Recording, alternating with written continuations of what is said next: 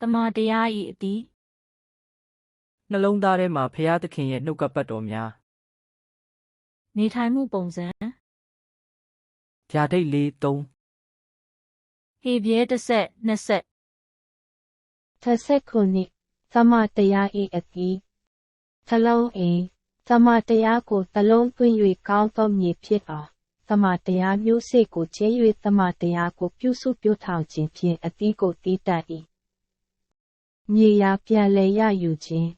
စိုးပြည့်ရန်မပြုလုပ်ရန်သမချမ်းစာပြောထားသည့်အမှန်တရားကိုရှာဖွေပါသင်စိတ်နှလုံးထဲမှထုတ်ယူကာမြေပြန်စာကောင်းသောမြေဖြစ်အောင်လုပ်ပါသစ္စာမျိုးစေ့ကိုစိုက်ပါဆောက်ရှောက်ရန်သမချမ်းစာပြောထားသည့်အမှန်တရားကိုရှာဖွေပါမြေပြန်စာကောင်းသောမြေနှင့်ပြုလုပ်ထားသောနှလုံးလေတွင်အမှန်တရား၏မျိုးစေ့ကိုစိုက်ပါစိုက်ပျိုးပါသမတရား၏အသားသမတရား၏အတီးသမတရား၏အတီးပျောချက်တိပျောချက်သွေးပြစ်ပါနိပျောချက်မလုပ်ပါနဲ့သုံးပျောချက်ထားပါတော့ပြီးပျောချက်လုပ်ပါအေး project မလုပ်ပါနဲ့စိတ်နှလုံးထဲကတစ္ဆာတရားကိုဖယ်ထုတ်ပြီးကောင်းသောမြေဖြစ်အောင်လုပ်ပါနေထိုင်မှုပုံစံ ဗျာဒိတ်လေး3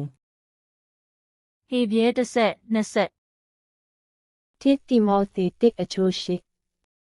ထို့ကြောင့်ငါတို့သခင်ဖျားဤတက်တေကိုလျှင်ထိုသခင်ကြောင့်အကျဉ်းခံရသောသူဖြစ်သောငါကိုငင်းရှက်ကြောက်ခြင်းမရှိနှင့်ဖျားသခင်ပေးတော်မူသောတကူးကိုရသည့်အတိုင်းဧဝံဂေလိတရားနှင့်ဆက်ဆံ၍ဆင်းရဲဒုက္ခကိုခံလော့တိတုတစ်အချိုးခုနှစ်အကြောင်းမူကားသင်အုပ်သည်ဖျားသခင်ဤဗန္နာဆိုးကဲ့သို့အပြစ်တင်ခွင့်နှင့်ကင်းလွတ်သောသူဖြစ်ရမည်ကိုယ်အလိုသို့လိုက်တတ်သောသူစိတ်တူသောသူစပြည့်ရည်နှင့်ပျော်မွေ့သောသူသူတစ်ပါးကိုရိုက်ပုတ်သောသူမစင်ကြယ်သောစီးပွားကိုတတ်မှတ်သောသူမဖြစ်ရပေတိတုတစ်အချိုးသောထိုနည်းတူအသက်ကြီးရင်သောမိမတို့သည်ကျင့်ကြံပြုမှုရာမှာဓမ္မအမှုနှင့်ထိုက်တန်သောသူမချောစားတတ်သောသူစပြည့်ရည်တိုင်မလုံကျူးတတ်သောသူကောင်းသောအတတ်ကိုသင်ပေးတတ်သောသူကိုယ်တိုင်ဖြစ်၍တိတုတစ်အချိုးကို